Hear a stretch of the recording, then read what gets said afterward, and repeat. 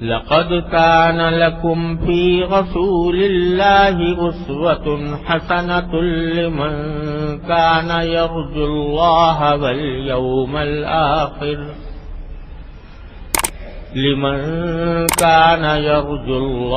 واليوم الآخر وذكر الله كثيرا.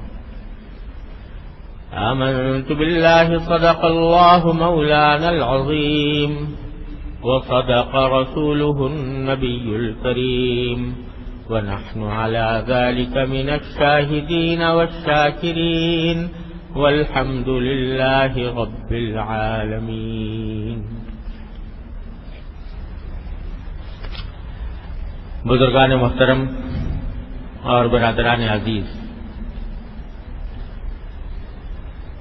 ربیع الاول کا مہینہ شروع ہو چکا ہے اور یہ وہ مبارک مہینہ ہے جس میں ہم سب کے آقا نامدار سید الاولین والآخرین سردار دو عالم محمد مصطفیٰ صلی اللہ علیہ وسلم اس دنیا میں تشریف لائے.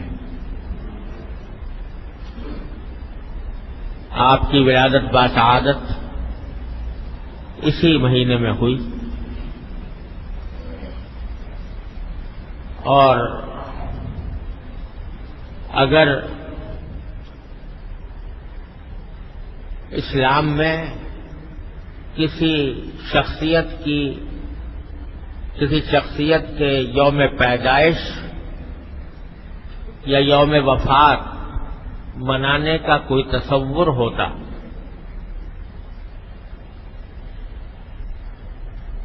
تو نبی کریم سرور عالم صلی اللہ علیہ وسلم کے یوم ولادت سے زیادہ کوئی اور دن اس کا مستحق نہیں تھا، کیونکہ یہ وہ دن تھا جس میں اللہ تبارک و تعالی نے انسانیت کی رہنمائی کے لیے حضور نبی کریم سرور عالم صلی اللہ علیہ وسلم کو دنیا میں مبعوث فرمایا، دنیا کے اندر بھیجا، اور وہ ذات اقدس اس دنیا میں تشریف لائی جس کو ساری کائنات کی تخلیق کا مقصد کہا جائے تو غلط نہیں ہو. ایک روایت لوگوں کے زبان پر مشہور ہے کہ اللہ تبارک و تعالی نے حضور اقدس صلی اللہ علیہ وسلم سے فرمایا کہ لولاک لما خلقت الافلاک، یعنی اگر آپ نہ ہوتے تو میں ان آسمانوں کو پیدا نہ کرتا. یہ روایت سند کے اعتبار سے تو یہ موضوع ہے، یعنی صحیح نہیں ہے، یہ حدیث کے طور پر درست نہیں ہے، لیکن معنی کے اعتبار سے بالکل درست ہے. یعنی واقعتاً حضور نبی کریم صلی اللہ علیہ وسلم کی ذات والا صفات اس کائنات کی تخلیق کا مقصد تھی. اگر آپ دنیا میں تشریف لانے والے نہ ہوتے تو اللہ یہ کائنات ہی پیدا نہ کرتا، نہ یہ زمین ہوتی، نہ یہ آسمان ہوتا، نہ یہ ہوائیں ہوتی، نہ یہ بادل ہوتے، نہ سمندر ہوتے، نہ یہ دریا ہوتے. اور اقبال مرحوم نے اس بات کو بڑی بلاغت کے ساتھ کہا ہے کہ ہونا یہ نام تو کلیوں کا تبسم بھی نہ ہو. ہونا یہ نام یعنی نبی کریم صلی عالم صلی اللہ علیہ وسلم کا نام مبارک، ہونا یہ نام تو کلیوں کا تبسم بھی نہ ہو، چمن دہر میں بلبل کا ترنم بھی نہ ہو. یہ نہ ساقی ہو تو پھر میں بھی نہ ہو، خم بھی نہ ہو، بزم توحید بھی دنیا میں نہ ہو، تم بھی نہ ہو. خیمہ افلاک کا استادہ اسی نام سے ہے، نبض ہستی تپش آمادہ اسی نام سے ہے۔ تو در حقیقت یہ کوئی مبالغہ نہیں، حقیقت ہے کہ حضور سرور دو عالم صلی اللہ علیہ وسلم اس پوری کائنات کی تخلیق کا مقصد ہے۔ لہذا جس دن اللہ تبارک و تعالی نے آپ کو اس دنیا میں مبعوث فرمایا، وہ دن یقیناً اس کائنات کا سب سے زیادہ مقدس، سب سے زیادہ سعادت والا دن تھا، سب سے زیادہ مبارک دن تھا، جس میں سرکار دو عالم صلی اللہ علیہ وسلم دنیا میں تشریف لائے۔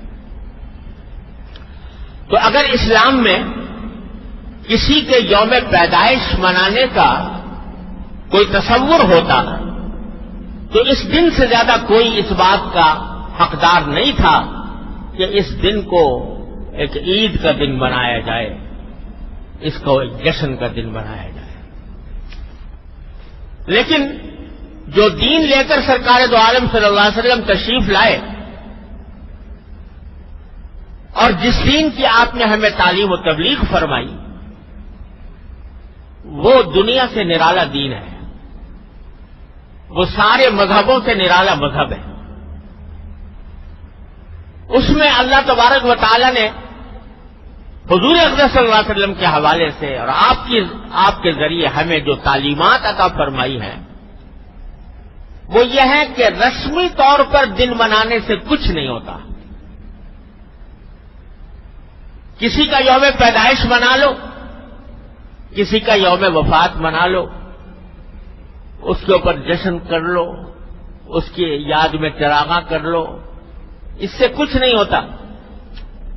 اصل بات یہ ہے کہ جو پیغام وہ لے کر تشریف لائے تھے، جو تعلیم انہوں نے دی تھی اور جو ہدایات انہوں نے عطا فرمائی تھی، ان پر کتنا عمل کر رہے ہیں۔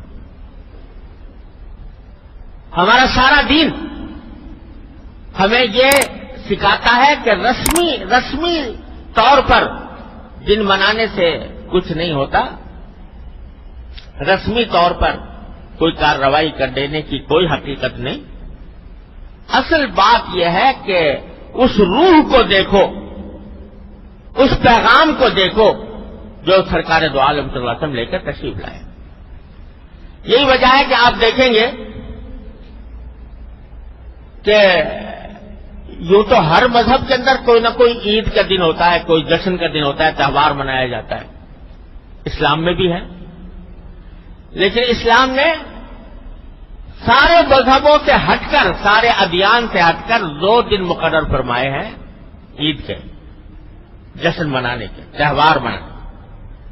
ایک عید الفطر اور ایک عید الاضحیٰ۔ اگر آپ غور کریں تو دونوں دن ایسے ہیں کہ کسی خاص تاریخی واقعے کی یاد میں مقرر نہیں کیے گئے۔ یکم شوال کو عید الفطر منائی جاتی ہے، تو ایسا نہیں ہے کہ یکم شوال میں کوئی خاص واقعہ پیش آیا تھا، کوئی آدمی، کوئی شخصیت پیدا ہوئی تھی، کہ کسی کا انتقال ہوا تھا، یا کوئی خاص تاریخی واقعہ پیش آیا تھا، اس پر عید الفطر کا دن منایا جاتا ہو، ایسا نہیں۔ یکم شوال میں کوئی خاص تاریخی واقعہ ایسا پیش نہیں آیا۔ عید الاضحیٰ ہے، وہ 10 ذوالحجہ کو منائی جاتی ہے۔ 10 ذوالحجہ کو نہ کسی کا یوم پیدائش ہے، نہ کسی کا یوم وفات ہے، نہ کوئی اور خاص تاریخی واقعہ اس سے وابستہ ہے۔ اگرچہ ان دنوں میں جو قربانی کی جاتی ہے وہ حضرت ابراہیم خلیل اللہ علیہ السلام کی سنت ہے۔ بھائی ذرا اس کو رہنے ہی دیں۔ وہ حضرت ابراہیم خلیل اللہ علیہ السلام کی سنت ہے، اور حضرت ابراہیم خلیل اللہ علیہ السلام نے اپنے بیٹے کی قربانی دی تھی۔ اللہ تبارک و تعالیٰ نے اس کو ایک سنت اور ایک عبادت بنا دیا۔ لیکن ایسا نہیں ہے کہ حضرت ابراہیم نے اپنے بیٹے کی قربانی 10 ذوالحجہ کو دی ہو، 10 ذوالحجہ کی تاریخ میں دی ہو، ایسا نہیں ہے۔ خدا جانے کون سے دن دی تھی معلوم نہیں، کیا تاریخ تھی یہ معلوم نہیں۔ تو لہذا 10 ذوالحجہ کو جو عید الاضحیٰ منائی جاتی ہے، قربانی کی جاتی ہے، وہ بے شک ان کی سنت ضرور ہے، لیکن ایسا نہیں ہے کہ ابراہیم علیہ السلام کی قربانی بھی اسی دن ہوئی ہو۔ اللہ ہی جانے کون سے دن ہوئی تھی، کسی کو نہیں پتا۔ اس لیے نہیں کہا جا سکتا کہ یہ 10 ذی الحجہ کی تاریخ جو مقرر کی گئی ہے وہ اس خاص واقعے کی وجہ سے مقرر کی گئی۔ تو اسلام میں 2 عیدیں ہیں اور دونوں ایسی ہیں کہ ان میں سے کوئی بھی کسی خاص تاریخی واقعے سے وابستہ نہیں۔ اس کے بجائے کس موقع پر 2 عیدیں رکھی گئی ہیں؟ وہ پہلی عید یعنی عید الفطر اس وقت ہے جبکہ مسلمان ایک بڑی عظیم عبادت کی تکمیل کر کے فارغ ہوتے ہیں۔ یکم شوال کب آتی ہے؟ جب رمضان کا پورا مہینہ گزر گیا۔ رمضان کے مہینے میں مسلمانوں نے روزے رکھے، راتوں کو تراویحیں پڑھی، اللہ تبارک و تعالیٰ کے حضور دعائیں کرتے رہے، عبادت کرتے رہے۔ اس موقع پر اس کی تکمیل پر عید الفطر۔ سبق یہ دیا جا رہا ہے کہ محض ماضی کے واقعات پر خوش ہونے اور اس کے اوپر فخر کرنے کے بجائے تم دیکھو تم کیا کر رہے ہو۔ تم نے اگر رمضان کے روزے رکھے ہیں، اللہ تعالیٰ کی عبادت کی ہے، اللہ تعالیٰ کے حضور سجدہ ریز ہوئے ہو، تو بے شک تمہیں عید الفطر منانے کا حق ہے۔ عید الاضحیٰ اس موقع پر ہوتی ہے جب دوسری عظیم الشان عبادت کی تکمیل مسلمان کرتے ہیں، یعنی حج کی عبادت۔ 9 ذی الحجہ کو حج ہوتا ہے اور 10 ذی الحجہ کو عید الاضحیٰ منائی جاتی ہے۔ تو دونوں عیدیں ایسے موقع پر رکھی گئی ہیں جو کسی خاص تاریخی واقعے کی یاد میں نہیں، بلکہ ہر سال ان تاریخوں میں مسلمان 2 عظیم الشان عبادتوں کی تکمیل کرتے ہیں۔ تو سبق یہ دیا جا رہا ہے کہ دوسری قومیں تو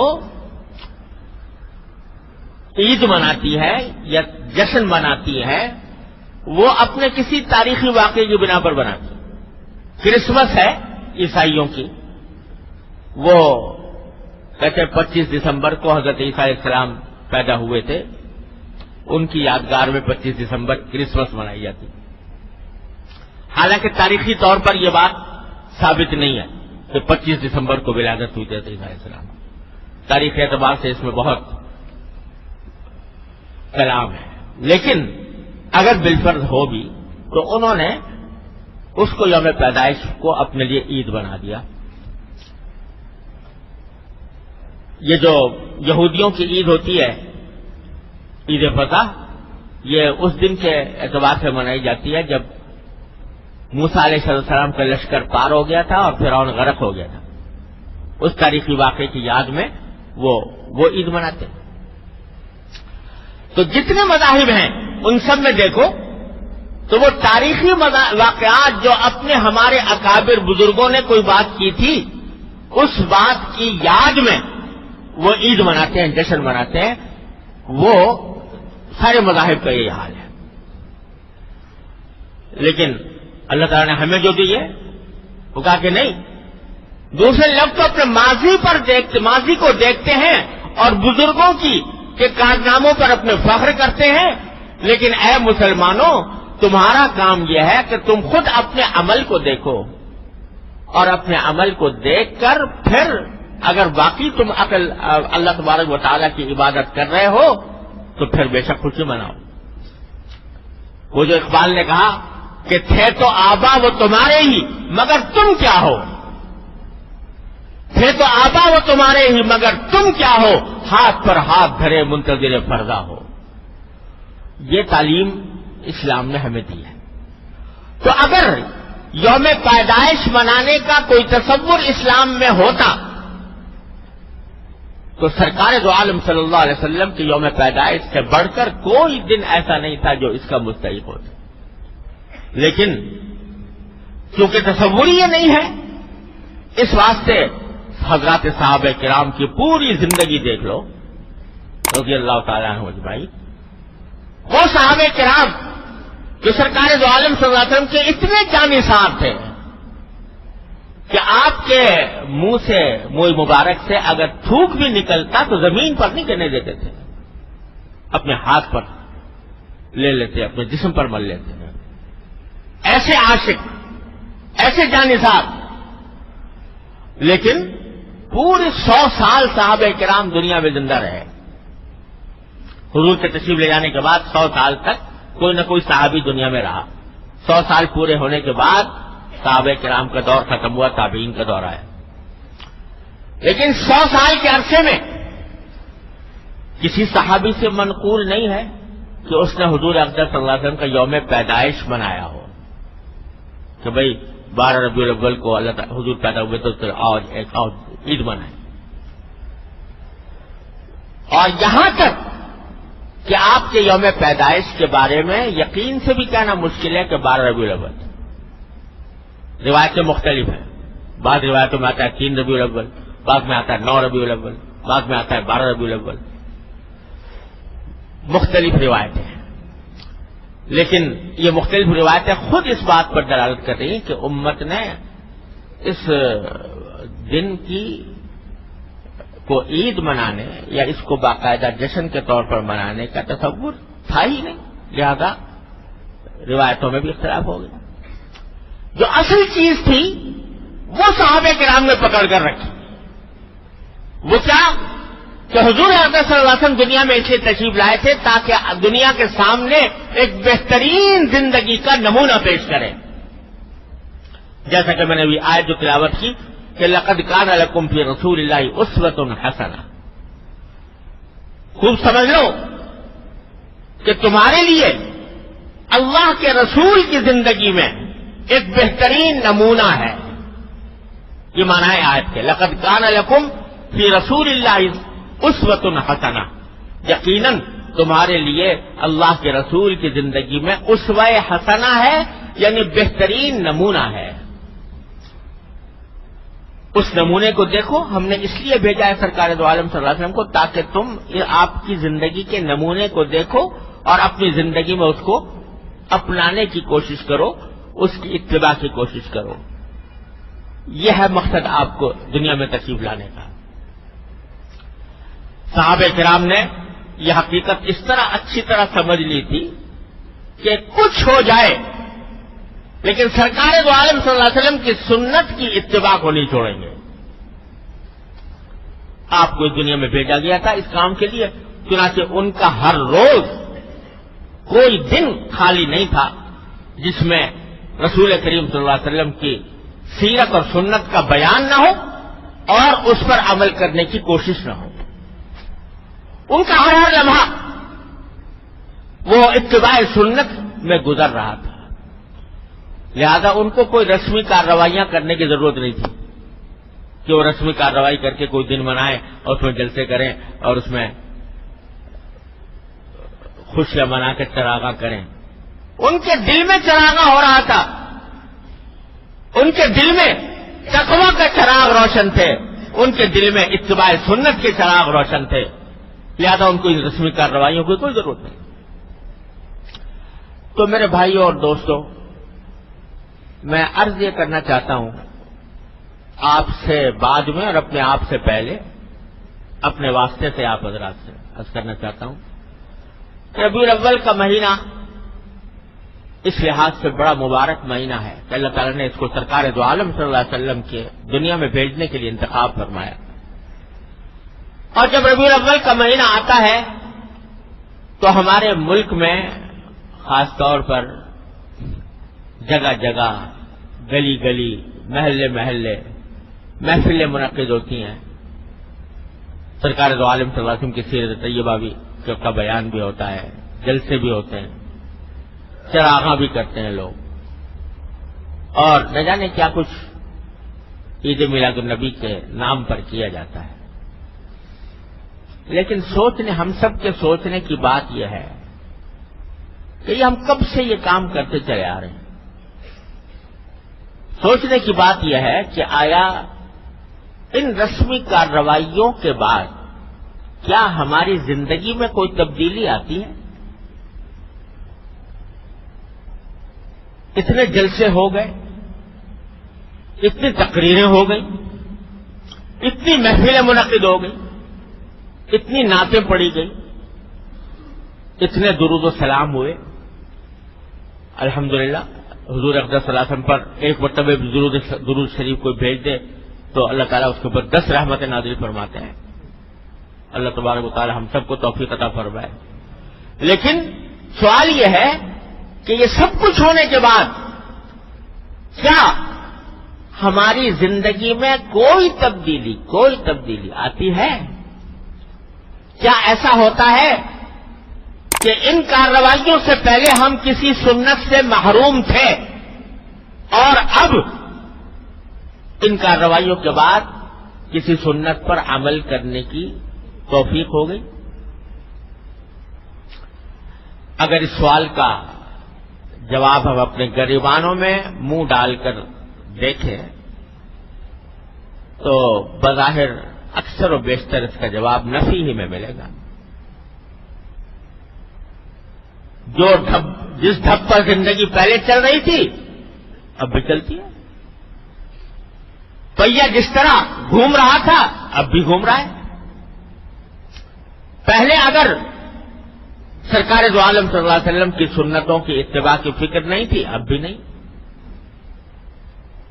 تو بتائیے کہ آیا اس بات سے سرکار دو عالم صلی اللہ علیہ وسلم خوش ہوں گے کہ میری امت کے لوگوں نے میری تعریفیں تو بہت کر لی، لیکن کیا میں جس کام کے لیے آیا تھا اور جو پیغام میں لے کر آیا تھا، جو سنتیں میں نے وضع کی تھیں، ان کے اوپر عمل میں کیا صورتحال پیدا، اس پر عمل کی طرف دھیان نہیں، تو کیا اس سے خوشی ہوگی سرکار دو عالم صلی اللہ علیہ وسلم؟ کیا آپ دنیا میں اسے تشریف لائے تھے کہ آپ کی تعریف میں قصیدے پڑھے جائیں؟ آپ کو تو پیشکش ہوئی تھی کہ اگر آپ چاہیں تو دنیا کا سارا مال و دولت آپ کے قدموں میں ڈھیر کر دیا جائے. اگر آپ چاہیں سردار بننا چاہیں تو ہم سب متفقہ طور پر آپ کو سردار بنانے کے لیے تیار ہیں. اگر آپ کو حسن و جمال کی خواہش ہے تو دنیا کا منتخب حسن و جمال آپ کی خدمت میں پیش کر دیا جائے. ساری پیشکش کر دی گئی تھی، مگر آپ اپنے اس پیغام سے، اپنی اس تعلیم سے باز آ جائیں. سرکار دو عالم صلی اللہ علیہ وسلم جواب میں کیا فرمایا تھا کہ اگر میرے ایک ہاتھ میں آفتاب اور ایک ہاتھ میں مہتاب بھی دے دو گے تو میں اپنے اس دین کی اس تبلیغ سے باز نہیں آ سکتا. سرکار دو عالم صلی اللہ علیہ وسلم اگر محض تعریف ہی کرانی ہوتی تو وہ اس وقت پیغام قبول کر لیتے. تو ہم سب کے سوچنے کی بات یہ ہے کہ آیا ان ربیع الاول کے مہینے کے آنے کے بعد ہم سرکار دو عالم صلی اللہ علیہ وسلم کی تعلیمات پر عمل میں کوئی ہمارے ترقی ہوتی ہے؟ بلکہ افسوسناک بات یہ ہے کہ حضور اقدس صلی اللہ علیہ وسلم کی سیرت طیبہ کے نام پر ہم وہ کام کرتے ہیں جو سرکار دو عالم صلی اللہ علیہ وسلم نے جن کی ممانعت فرمائی، جو ناجائز قرار دیے، جو شریعت میں ناجائز. سیرت النبی کا جلسہ ہو رہا ہے اور اس کے اندر نمازیں فوت ہو رہی، اس کے انتظام میں، جلسے کے انتظام میں، جلوس کے انتظام میں نمازیں جا رہی ہیں. وہ نماز جو بستر مرگ پر بھی معاف نہیں ہے، وہ نماز چھوٹ رہی ہے، جماعت چھوٹ رہی ہے. اور آج اب تو یہ ہونے لگا ہے کہ مخلوط مرد و عورت کی ملی جلی نشستیں سیرت النبی کے نام پر، مرد بھی ہیں اور عورتیں بھی بے پردہ بناؤ سنگار کر کے اس محفل میں موجود ہیں.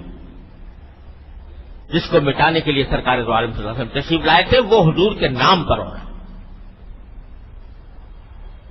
اور اب تو نعتیں، حضور اقدس صلی اللہ علیہ وسلم کی نعت اتنی زبردست فضیلت کی چیز ہے سرکار دو عالم صلی اللہ علیہ وسلم کا ذکر مبارک، وہ نعت پڑھی جا رہی ہے اور موسیقی کے ساتھ پڑھی جا رہی ہے۔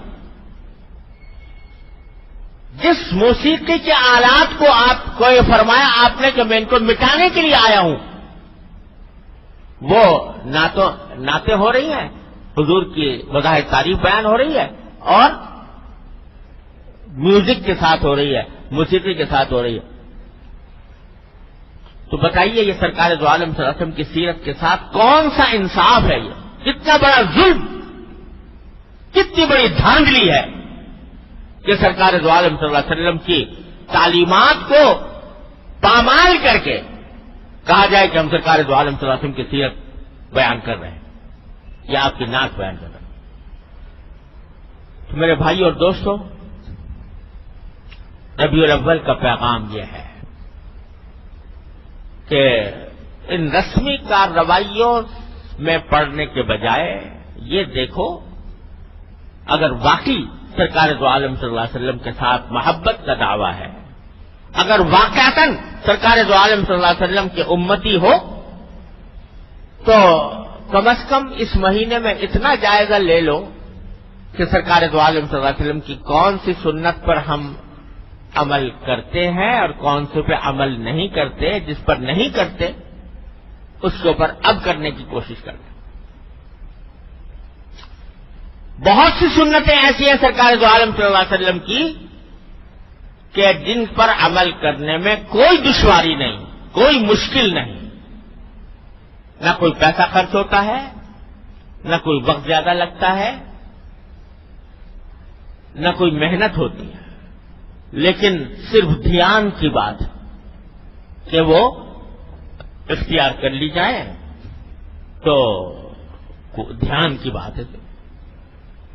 مسجد میں داخل ہوتے وقت پہلے مثلا پاؤں پہلے دایاں داخل کرو، کیا دشواری ہے اس میں؟ کوئی پریشانی نہیں، لیکن اگر دھیان نہیں ہے تو سنت سے محروم ہے۔ پانی اگر 3 سانس میں پی لو سرکار دو عالم صلی اللہ علیہ وسلم کی سنت کے مطابق اور بیٹھ کر پی لو تو کیا دشواری ہے، کیا پریشانی ہے؟ لیکن چونکہ دھیان نہیں اس واسطے محروم ہی ہے اس سنت سے۔ کھانا دائیں ہاتھ سے کھاؤ، بسم اللہ پڑھ کے کھاؤ، آخر میں الحمد اللہ تعالیٰ کا شکر ادا کرو۔